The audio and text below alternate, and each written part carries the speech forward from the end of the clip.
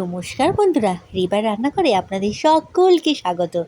আজকে আমি আপনাদেরকে দেখাতে যাচ্ছি করমচার চাটনি। এখানে আমি কিছুটা করমচা নিয়েছি, গরম দিয়ে 5 ফোড়ন আর শুকনো লঙ্কা দিয়ে করমচাটা দিয়ে দিয়েছি। একটা করমচা দুভাগ করে দিয়েছি।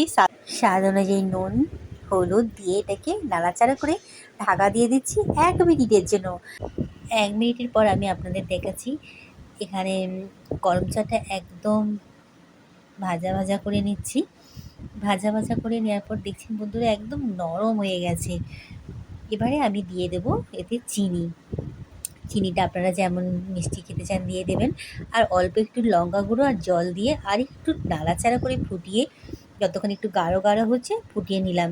একদম রেডি হয়ে গেল একদম করমচা দারুণ একটা চাটনি। গরম ভাত কিংবা রুটিতে ভীষণ ভালো লাগে। বন্ধুরা আপনারা নিশ্চয়ই বাড়িতে একবার বানাবেন। ভিডিওটা দেখার জন্য ধন্যবাদ। নমস্কার।